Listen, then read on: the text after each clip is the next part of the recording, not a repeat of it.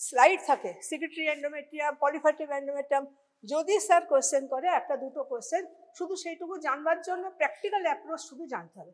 তাহলে নর্মাল আমরা কি করে নর্মাল মেনস্ট্রুয়েশন জানি, তার নর্মাল সাইকেল কিভাবে চলে, 28 ডেজ সাইকেল সব ফিজিওলজিতে পড়ে এসেছি, জাস্ট টু রিক্যাপিচুলেট। তাহলে এটা কি হলো, পলিফেটিভ ফেজ, আর্লি, লেট, তারপরে কি হলো, যে ওভুলেশন হয়ে গেল সিক্রেটারি মেনস্ট্রুয়াল ফেজ, এটা হচ্ছে নর্মাল সিনারি, এটা আমরা সবাই জানি। তাহলে কি হলো, পলিফেটিভ ফেজে কি হবে, 14 ডেজে কি হয়, ওভুলেশন হয়, তার আগে হচ্ছে পলিফেটিভ, আর্লি, লেট, পলিফেটিভ, ওভুলেশন হয়ে গেল সিক্রেটারি, দেন মেনস্ট্রুয়াল স্ট্রোমাল ব্রেকডাউন হয়ে মেনস্ট্রুয়েশন শুরু হয়ে যাবে।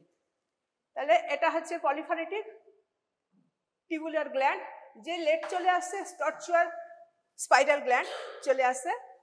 শুধু জাস্ট শুধু মনে রাখো, পড়তে হবে না, এটা হচ্ছে পলিফারেশন শেষ হয়ে গেলে দেখো গ্ল্যান্ড কি হয়েছে, ডাইলেট করেছে, just to start for secreting, যে এবারে কি হবে, ওভুলেশন শুরু হবে, তখন এটা সিক্রেটারি ফেজে চলে যাবে ফর সিক্রিশন। কিরকম ভাবে যাবে, ওভুলেশন শুরু হলো কোন দিনে হবে, 14 ডেজে ওভুলেশন হবে। তার একটা হিস্টোলজিক্যাল প্যাটার্ন থাকে। আমরা কেন মাইক্রোস্কোপের তলায় কেন স্লাইড দেখতে যাই, এন্ডোমেট্রিয়াম দেয়, পলিফেটিভ দেয়, সিক্রেটারি দেয়, কিছু ফিচার জানতে হবে, কারণ আমাদের একটা ক্লিনিক্যাল একটা অ্যাপ্রোচ আছে যে এন্ডোমেট্রিয়াম কেন দেখা দরকার, ঠিক আছে তো। তাহলে এটা হয়ে গেল, যেই ওভুলেশন হয়ে গেল একরকম, পোস্ট ওভুলেশন একরকম। তারপরে কি হয়ে যাবে, যেই ওভুলেশন হয়ে গেল শেষ হয়ে গেল, চলে গেল সিক্রিশন, সিক্রেটারি ফেজ। এইবারে দেখো এখানে কি আছে, মজার জিনিস দেখো, যেই ওভুলেশন হয়ে যাবে, এই গ্ল্যান্ড বড় হয়ে গেছে, ডাইলেট করে গেছে, আর প্রত্যেক গ্ল্যান্ডের যে সেল, তারা দেখো তলায় একটা করে ভ্যাকুল আছে, কি থাকবে তাদের, যেই তোমার ওভুলেশন হয়ে গেল, ইস্ট্রোজেন শেষ, প্রোজেস্টেরন শুরু হয়ে গেল, তার জন্য কি হবে, সিক্রেশন শুরু হবে। তাই সিক্রেশন প্রত্যেকে স্টার্ট করবে। দেখো এইখানে কি হয়েছে, দেখো প্রত্যেকটা স্লাইডের তলায় কি আছে, দেখো এই হচ্ছে ভ্যাকুলেশন, তার মানে সাব নিউক্লিয়ার ভ্যাকুলেশন, এটা হচ্ছে ইম্পর্টেন্ট। তাহলে tortuous dilated gland and sub nuclear vacuolation is a feature of ovulation. অনেক সময় তোমার যদি স্লাইড থাকে পরীক্ষার, আমি শুধু পরীক্ষার অ্যাপ্রোচটুকু বলে দেবো, ডিটেলস যাবো না। যদি জিজ্ঞেস করে কি করে বলবে সিক্রেশন, বলবে যে 14 ডেজে যখন ওভুলেশন হলো, সেটা আমরা যদি মাইক্রোস্কোপের তলায় দেখি, দেখবে সাব নিউক্লিয়ার ভ্যাকুলেশন হচ্ছে ফিচার্স অফ ওভুলেশন। এই দেখো কিরকম, দিস ইজ রিড, হ্যাঁ, হারমোনিয়াম রিড, তার দেখো এই নিউক্লিয়াস সব হচ্ছে ওপরে, আর এই নিউক্লিয়াসের তলা হচ্ছে সাব নিউক্লিয়ার ভ্যাকুলেশন। তাহলে এটা হচ্ছে ফিচার্স অফ সিক্রেশন। যদি ওরালে জিজ্ঞেস করে কি করে বুঝবে সিক্রেটারি ফেজ, বলতে হবে যে যদি ওভুলেশন হয় 14 to 15 বা 16 ডেজ, তখন হচ্ছে ফিচার্স হচ্ছে সাব নিউক্লিয়ার ভ্যাকুলেশন। এইবারে কি হবে, এই সিক্রেশন আমাকে তো লুমেনে আসতে হবে, তখন এটা কি করবে, ভ্যাকুলটা স্লিপ করে ওপরে চলে গিয়ে তোমার সিক্রেটারি ফেজ শুরু হয়ে গেল। তাহলে বোঝা গেল। তাহলে যদি বলে কি করে বুঝবে পলিফেটিভ ফেজ, তখন কোনো সিক্রেশন থাকবে না, টিবুলার গ্ল্যান্ড, টর্চুয়াস গ্ল্যান্ড। যেই ওভুলেশন হয়ে গেল, সাব নিউক্লিয়ার ভ্যাকুলেশন, ভ্যাকুলটা নিউক্লিয়াসের ওপরে চলে গেল, সিক্রেশন শুরু হয়ে গেল। তারপরে কি হবে, তোমার মেনস্ট্রুয়াল ফেজে কি হয়ে যাবে, টর্চুয়াস গ্ল্যান্ড, স্পাইরাল আর্টেরিওল সব ডাইলেটেড হবে, এই স্ট্রোমা ব্রেকডাউন হয়, মেনস্ট্রুয়াল ফেজ সিক্রেশন হয়ে গেল। তাহলে এটা আমরা ফিজিওলজিতে পড়েছিলাম, just to recapitulate, because we have some slide in exam. যদি কোনো ওরালে জিজ্ঞেস করে, তখন আমাদের যেন ওটা বলতে পারি, ঠিক আছে। তাহলে আমরা চলে গেলাম এদিকে। তাহলে proliferative phase, secretory phase, menstrual phase, এই তিনটে ফেজে আমরা জেনে নিলাম। এইবারে জানতে হবে যে এন্ডোমেট্রিয়াম আমরা যে বায়োপসি করি, কেন করি, what are the indication for endometrial biopsy. আমাদের প্যাথোলজি ডিপার্টমেন্টে এন্ডোমেট্রিয়াম কি করা হয়, পেশেন্টের জন্য নেওয়া হয়। কেন করবো, তাহলে এক নম্বর, প্রথম আমরা জানি যে একটা পেশেন্ট যদি ইনফার্টিলিটি আসে, সেই ইনফার্টিলিটি আমাদের আগের দিনে কি হতো, এত হরমোনাল স্টেটাস, হরমোনাল স্টাডি জানবার ব্যবস্থা ছিল না। এখন অনেক তোমার বায়োকেমিক্যাল টেস্ট এসে গেছে, আমরা জানতে পারি তার ইস্ট্রোজেন লেভেল, প্রোজেস্টেরন লেভেল, সেগুলো জানতে পারি। কিন্তু তার আগেও এখনো রুটিনলি তারা কি করে, এন্ডোমেট্রিয়াল বায়োপসি করে। কেন, ইন্ডিকেশন কি না, ইনফার্টিলিটি। ইনফার্টিলিটি কেন, তাহলে দেখবো যে যদি 14 ডেজের পরে গিয়ে ওভুলেশনের যে টাইম, তাহলে যদি পেরিয়ে গিয়েও দেখে পলিফেটিভ আছে, তাহলে ওভুলেশন হচ্ছে না, বা তাহলে endometrial dating and features of secretory activity, that patient is really infertile due to anovulation or ovulation হচ্ছে, তার হচ্ছে না, প্রেগনেন্সি হচ্ছে না। তা এইটা জানার জন্য তাহলে endometrial biopsy আর হচ্ছে তোমার আর কি জানবো না endometrial dating for features of ovulation to exclude the infertility. Clear? তাহলে একটা কজ আমরা জানলাম যে dating of the endometrium R patient is infertile patient, it is a really it's an ovulatory cycle or it is ovulatory or it is a তোমার really a infertile. Clear? Next one কি বলবো abnormal uterine bleeding. Patient এর তাহলে আরেকটা কারণ হচ্ছে কি যে বায়োপসি কেন করবো যে abnormal uterine bleeding.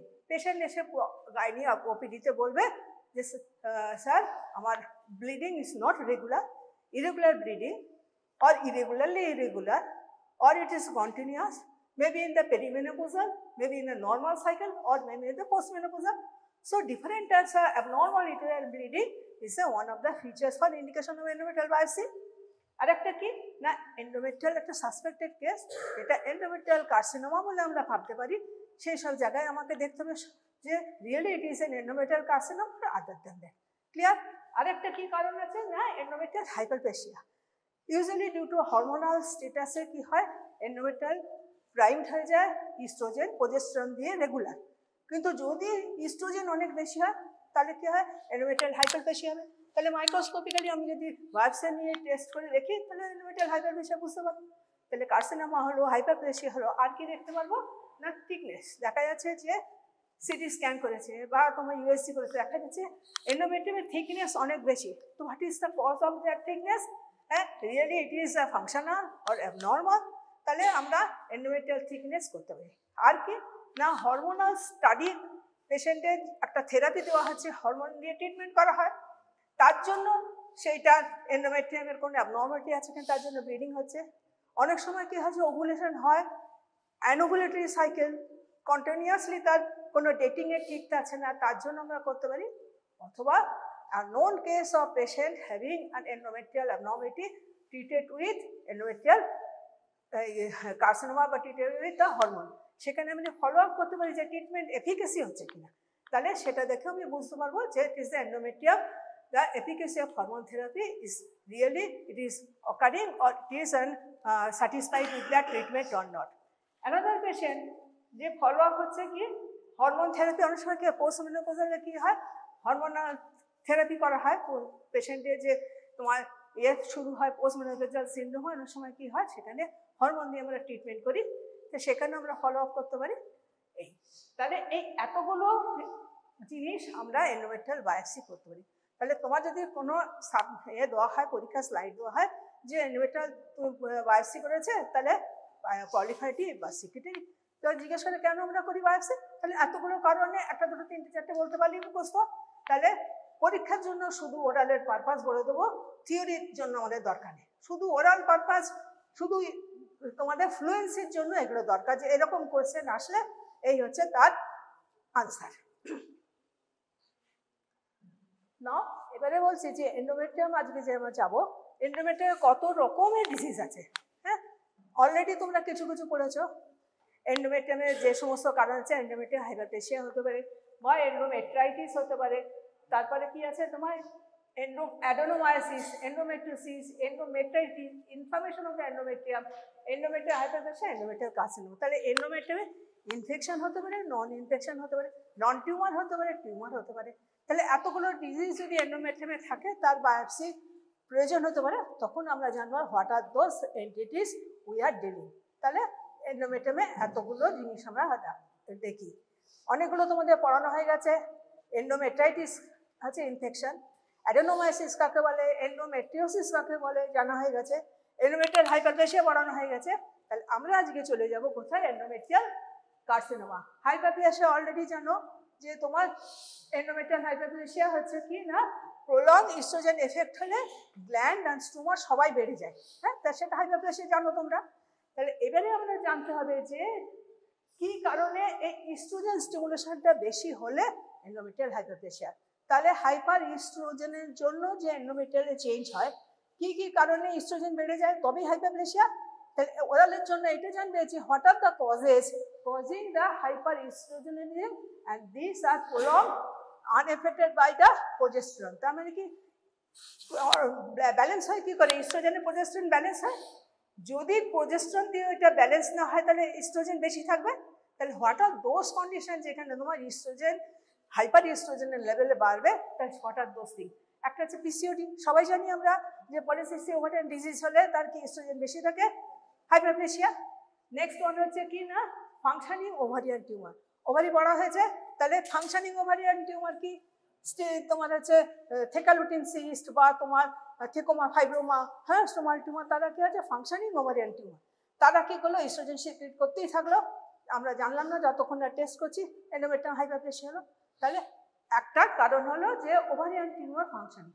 আর একটা হচ্ছে অ্যাড্রেনাল গ্ল্যান্ড, তাদের যে অ্যাড্রেনোকর্টিক্যাল হাইপারপ্লেসিয়া হলে কি হয়, তারা অ্যান্ড্রোজেন ট্রান্সফার হয়ে যায়, ইস্ট্রোজেন কনভার্টেড হয়ে যায়, সেখানে আরেকটা সোর্স হচ্ছে ইস্ট্রোজেনের সোর্স। অথবা কোনো পেশেন্টের যদি ইস্ট্রোজেন থেরাপি করে তাহলে তার ইস্ট্রোজেন বেড়ে গেল। তাহলে কোয়েশ্চেন হচ্ছে what are the causes that produce the hyper oestrogen level that produce the endometrial hyperplasia. Clear? তাহলে এটুকু শুধু তোমার আইডিয়া থাকবে যে ইস্ট্রোজেন কোন কোন কন্ডিশনে বেড়ে গেল। একটা হচ্ছে পিসিওডি, একটা হচ্ছে endometrial ovarian functioning tumour, hormone secreting tumour. যদি তোমার ইস্ট্রোজেন দিয়ে এক্সোজেনিয়াস ইস্ট্রোজেন আমরা যদি পেশেন্টকে ট্রিটমেন্ট করি, অথবা অ্যাড্রেনোকর্টিক্যাল হাইপারপ্লেসিয়া হলে কি হয়, অ্যান্ড্রোজেন প্রচুর প্রচুর সিক্রেট হবে, অ্যান্ড্রোজেন কনভার্টেড হয়ে যাবে ইস্ট্রোজেন। তাহলে এইগুলো হচ্ছে ওরালের জন্য মনে রাখবে। সে প্যাথোলজিতে দরকার লাগুক না লাগুক, মেডিসিনে দরকার লাগবে, গাইনিতে যখন যাবে তখন দরকার লাগবে, তাহলে এই কন্ডিশনগুলো মনে রাখবে।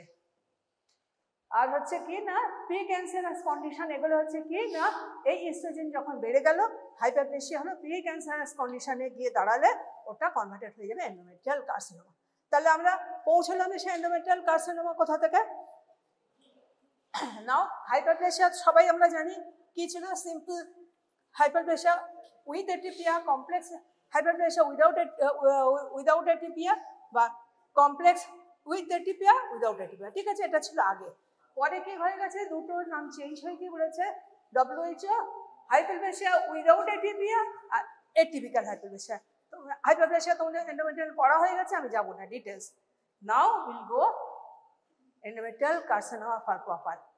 তো এন্ডোমেট্রিয়াল কার্সিনোমা পরীক্ষার জন্য ডিটেলস পড়বে না, শুধু জানো কি জিনিস সেটুকু জানলেই হবে। হঠাৎ the pathogenesis behind this, few molecular marker for MCQ if ask, হ্যাঁ শুধু ওইটুকু জানলেই হবে, বেশি জানবার দরকার নেই। তাহলে কাদের কাদের হতে পারে, কোন কোন পেশেন্টের হতে পারে, patient usually elderly patient, post menopausal বা পেরিমেনোপজাল হচ্ছে অ্যাবনর্মাল ইউটেরাইন ব্লিডিং নিয়ে সাধারণত প্রেজেন্ট করে। তাদের কি কি ইটিওলজিক্যাল ফ্যাক্টর বা রিস্ক ফ্যাক্টর আছে, যেখানে যেখানে ইস্ট্রোজেন বেশি, আনঅপোজ ইস্ট্রোজেন হাই ইনক্রিজ, এটা আনঅপোজ তোমার যেখানে প্রজেস্টেরন সেটাকে নিউট্রালাইজ করতে পারে না, ইস্ট্রোজেনটা বেশি, সেখানে একটা cause, that is primed by hyper estrogen. Next one হচ্ছে ওবেসিটি, ফ্যামিলি হিস্ট্রি থাকতে পারে, ডায়াবেটিস থাকতে পারে, বা তোমার হাইপার টেনশন হতে পারে, আদার যদি ফ্যামিলি হিস্ট্রি ইউটেরাইন ব্লিডিং থাকতে পারে। আর কি ফ্যাক্টর আছে, ডায়াবেটিস, হাইপার টেনশন, নালিপারাস, হ্যাঁ প্লাস হেরিডিটারি বা জেনেটিক কোনো মিউটেশন থাকলে these are the predisposing or the risk factor। তাহলে কি হলো, ইস্ট্রোজেন বেশি হয়ে গেল, 1 নম্বর। 2 নম্বর অ্যাবনর্মাল ইউটেরাইন ব্লিডিং থাকতে পারে। 3 নম্বর হচ্ছে তোমার ডায়াবেটিস, হাইপারটেনশন, নালিপারাস বা হেরিডিটারি কারো হিস্ট্রি থাকতে পারে, অ্যাবনর্মাল ইউটেরাইন ব্লিডিং এর প্রলং হিস্ট্রি থাকতে পারে, বা জেনেটিক অ্যাবনর্মালিটি আমরা সেটা জানি না, হয়তো তার ফ্যামিলিতে আছে, they are prone to develop this endometrial carcinoma। নাও আবার বলছি, what are the causes of produce the hyperestrogen? Atypical endometrial hyperplasia, excess synthesis of the estrogen by adrenal ovarian source, estrogen secreting tumor, prolonged estrogen therapy। আর একটা important thing হচ্ছে carcinoma of the ব্রেস্টের tamoxifen দিয়ে যাদের treatment করা তাদের endometrial hyperplasia. তাহলে এইগুলো হচ্ছে short নোটের জন্য বা ওরালের জন্য, বা কখনো কখনো MCQ থাকলে এগুলো হচ্ছে তোমার কাজে লাগবে। থিওরির জন্য অত তোমাদের প্রয়োজন নেই, কিন্তু just to know this entity, what is this thing, you have to know that thing. Now what are the types. Types আগে আগে ভাগ করা হতো, এখনো সেটাই ভাগ আছে, type 1 endometrial carcinoma, type 2 endometrial carcinoma। But nowadays, due to the molecular basis, they have 4 groups of molecular subtypes are there. only to remember, you don't know যে exam they will ask or not, হ্যাঁ, or MCQ সবসময় থাকতে পারে। এই molecular subtypes কি না, ultra mutated cold tumour, hyper mutated microsatellite instability tumour, copy number low microsatellite stability tumour বা copy number high serous like tumour. Molecular এই বেসিসটা হচ্ছে তোমার ডিউ টু দিস মলিকুলার যে সমস্ত মিউটেশন আসে তার থেকে এরা ভাগ করে নিয়েছে এই 4টে টাইপ অফ টিউমার। শুধু মনে রাখো যে কখনো হয়তো টিক মারা থাকতে পারে বা এমসিকিউ থাকতে পারে, শুধু সেইটুকুর জন্য মনে রাখো যে মলিকুলার এই বেসিস একটা থাকে। কিন্তু যদি ওরালে জিজ্ঞেস করে মলিকুলার বলবার দরকার নেই, শুধু বলবে type 1 endometrial carcinoma, type 2 endometrial carcinoma, দুটো মনে রাখলেই যথেষ্ট। আর এমসিকিউ এর জন্য ওই 4টে টাইপ অফ মিউটেশন, ঠিক আছে তো? নাও টাইপ 1 কাদের হবে? দেখো দু রকম এন্ডোমেট্রিয়াল। টাইপ 1 সাধারণত সব থেকে বেশি 80 to 85% হচ্ছে টাইপ 1। এবারে কাদের বেশি হবে? কি গ্রুপ অফ পেশেন্টের হয়? যাদের ইস্ট্রোজেন ডিপেন্ডেন্ট, যাদের ইস্ট্রোজেন সব থেকে বেশি তাদের হবে। আর কত হবে? যে এন্ডোমেট্রিয়ালে যে এটিপিক্যাল হাইপারপ্লেসিয়া হয়ে গেছে তাদের হতে পারে, বা হাইপারপ্লেসিয়া কার্সিনোমা সিকোয়েন্স যদি সঙ্গে সঙ্গে থাকে তাহলে তারা ডেভেলপ করে দেবে এন্ডোমেট্রিয়াল কার্সিনোমা। নয় কি থাকবে? মরফোলজিক্যালি কিরকম হবে না, it is adenocarcinoma.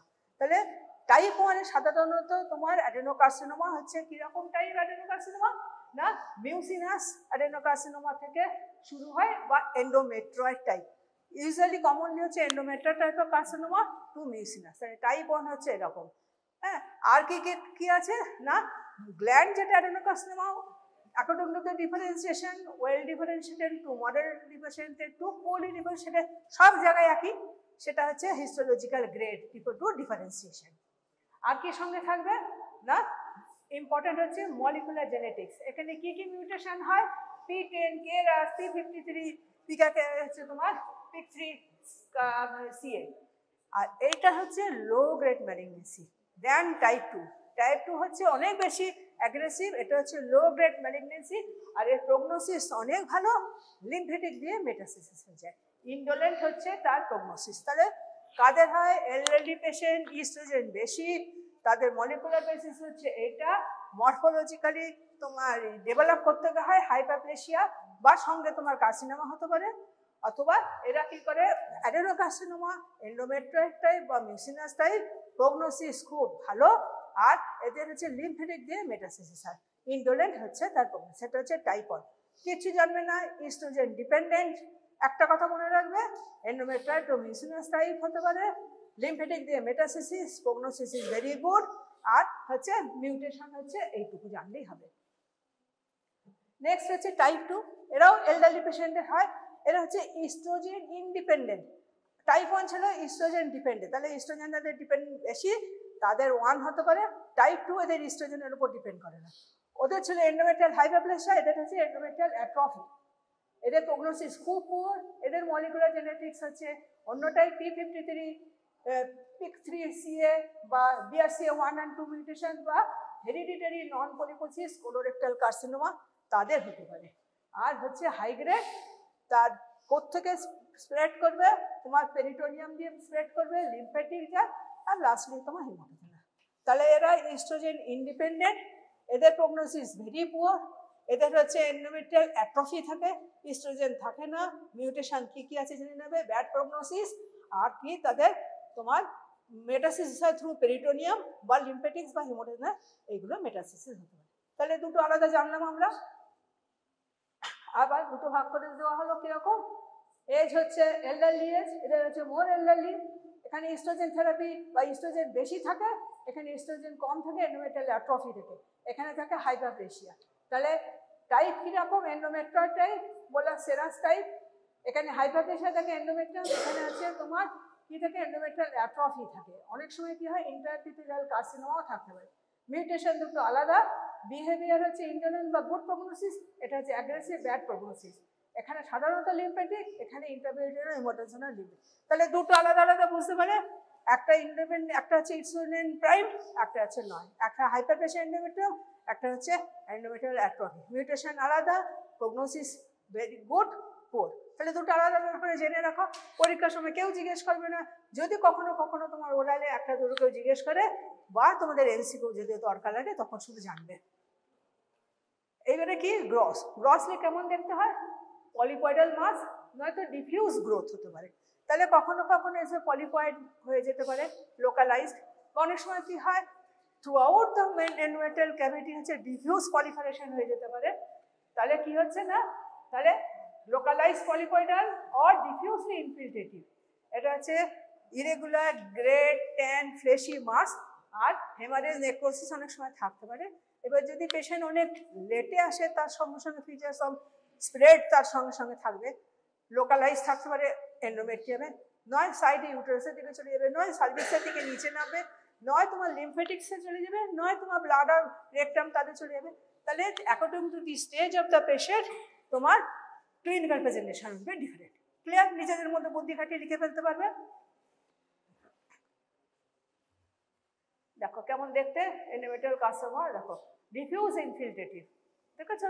Endometrium totally হচ্ছে এটা একটা পলিপয়েডাল মাস, এখানে টোটালি ইনফিল্ট্রেট করে গেছে বা বড় পলিপ একটা কভারিং হয়ে গেছে ইন দ্য এন্ডোমেট্রিয়াল ক্যাভিটি। এবারে microscopically grade 1, grade 2, grade 3 according to the differentiation adenocarcinoma, it may be grade 1, well formed, moderately differentiated, poorly differentiated according to the glandular তোমার presentation. এটা হচ্ছে আদার হিস্টোলজিক্যাল টাইপস, আমি ডিটেলসে তোমাদের অত দরকার নেই, অত জানার দরকার নেই। এবারে হচ্ছে কি না, এন্ডোমেট্রিয়াল যেটা টাইপ 1 যেটা পলিফারেশন, এটিপিক্যাল হাইড্রেশন, নন এটিপিক্যাল, তারপরে এটিপিক্যাল, তারপরে কার্সিনোমা গ্রেড 1। গ্রেড 2 আর একটা দেখলাম, সেখানে হচ্ছে অ্যাট্রফিক এন্ডোমেট্রিয়াল, এখানে ইন্ট্রাএপিথেলিয়াল কার্সিনোমা, ইনফিল্ট্রেট করে কার্সিনোমা, যেটা জাস্ট শুধু বোঝার জন্য যে টাইপ 1 টাইপ 2টা কি জিনিস। এবারে হচ্ছে prognosis. What is the direct prognosis? কিসের উপর ডিপেন্ড করবে না, স্টেজ অফ দ্য ডিজিজ। তাহলে স্টেজটা কিরকম? 1, 2, 3, 4। নাম্বার 1 কি, দিস 5 ইয়ার সার্ভাইভাল রেট হচ্ছে 90% কাদের না, কনফাইন্ড টু ইউটেরাস। ইউটেরাসের ভেতরে যদি থাকে, তার হিস্টোলজিক্যাল গ্রেড যাই থাক, তারা হচ্ছে 90 to 95% হচ্ছে 5 ইয়ার সার্ভাইভাল রেট। এইবারে কি হচ্ছে, স্টেজটা বেড়ে গেল, কোথায় বেড়ে গেল না, চলে গেল সার্ভিক্সে। তাহলে তার স্টেজটা, তাহলে প্রগনোসিস কি, 69% হচ্ছে 5 ইয়ার সার্ভাইভাল রেট। এরপরে কোথায় চলে যাবে না, সারাউন্ডিং তোমার হচ্ছে কি লিম্ফ নোডস বা অ্যাডেনেক্সা, তার মানে টিউব ওভারি, সেখানে যখন পৌঁছে গেল স্টেজ 3, তার হচ্ছে 50% 5 ইয়ার সার্ভাইভাল। আর 4 কোথায় চলে যাবে না, তোমার মেটাসিসে চলে গেল ডিস্টেজ, তাদের হচ্ছে তোমার 15 to 17%। তাহলে grade 1 endometrium to uterus, grade 2 cervix হচ্ছে adnexa to the surrounding lymph nodes. আর যখন ডিসচার্জ নেবে গ্রেড 4, তাহলে prognosis depend on the stage of the disease. তাহলে এটা হচ্ছে স্টেজ 1, দেখো কনফাইন্ড টু দি এন্ডোমেট্রিয়াম বা ইউটেরাস। তাহলে স্টেজ 2 এ চলে গেল তোমার অ্যাডেনেক্সায় চলে যাবে বা সার্ভিক্সে চলে গেল। স্টেজ 3 দেখো টিউব ওভারিতে চলে গেল, লিম্ফ নোডে চলে গেল।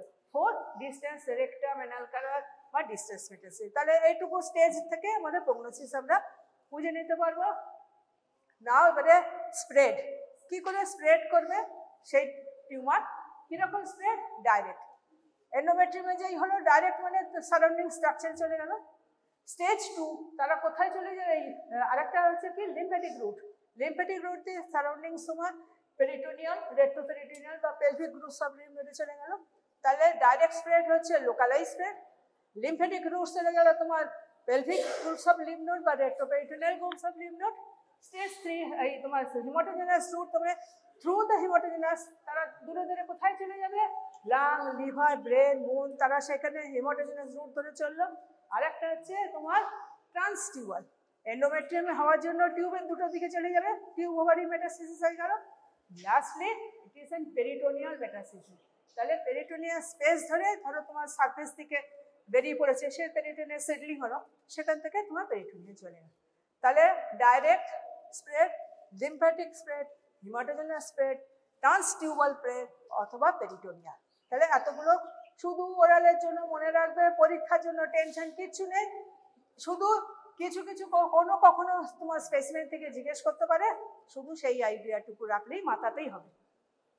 নাও এবারে পেশেন্ট কি করে প্রেজেন্ট করবে, এই রকম পেশেন্ট কি কি প্রেজেন্ট করবে ক্লিনিক্যালি, abnormal uterine bleeding, হ্যাঁ, ইরেগুলার মেনস্ট্রুয়েশন, prolonged menstruation, অথবা ব্লিডিং কখন হয় তোমার পেরিমোনোপজাল বা পোস্ট মেনোপজাল হচ্ছে ব্লিডিং, সেটা হচ্ছে তাহলে অ্যাবনর্মাল ব্লিডিং, তার জন্য ভাবতে হবে। নেক্সট হচ্ছে পেলভিক পেন, যদি তোমার সেটা কি হয় মেটাসিস হয়ে যায়, লিম্ফ নোড যদি ইনভলভমেন্ট হয় তখন তাহলে কি হবে পেন অ্যাবডোমেন হবে বা পেলভিক পেন। ইউটেরাস কি করবে এনলার্জ হয়ে যেতে পারে, কারণ এন্ডোমেট্রিয়াল হাইপারপ্লেসিয়া বা ইনভেশন হয়ে গেল, এনলার্জমেন্ট অফ দ্য ইউটেরাস। আর যেহেতু ম্যালিগনেন্সি তাদেরকে ওয়েট লস হবে। আর পেশেন্ট কি করবে এলডারলি হচ্ছে মেনোপজাল পোস্ট মেনোপজাল পেশেন্ট কি করবে পোস্ট পার্টাল ব্লিডিং নিয়ে প্রেজেন্ট করবে, অথবা যদি আরো বেশি মেটাসিস হয়ে যায় রেকটাম অ্যানাল কানালে যদি ইনভলভ হয় তাহলে difficulty in maturation and defecation. So these are the some clinical presentation according to the stage of the disease. Now কি করে ডায়াগনোসিস করবে, হিস্ট্রি জানবে, এন্ডোমেট্রিয়ালের যে সমস্ত ইমেজ গাইড আছে, এক্সরে, সিটি স্ক্যান, এমআরআই সব কিছু করার পরে বায়োকেমিক্যাল টেস্ট করতে হবে টিউমার মার্কারের জন্য, অথবা মরফোলজি কি দেখবে না তোমার সাইটোলজিক্যাল এন্ডোমেট্রিয়াল বায়োপসি করবে, সাইটোলজিক্যাল অ্যানালিসিস, যদি এনলার্জ লিম্ফ নোড থাকে তার এফএনএসসি বায়োপসি, আর লাস্টলি হচ্ছে মলিকুলার জেনেটিক অ্যাবনর্মালিটি। তো এইটুকু করলে আমাদের এন্ডোমেট্রিয়াল কার্সিনোমা আমরা ডায়াগনোসিস করতে পারবো, কি করে তার প্রেজেন্টেশন হবে, কি করে তার ইভ্যালুয়েশন করতে পারবো, সেইটুকু পর্যন্ত জানা।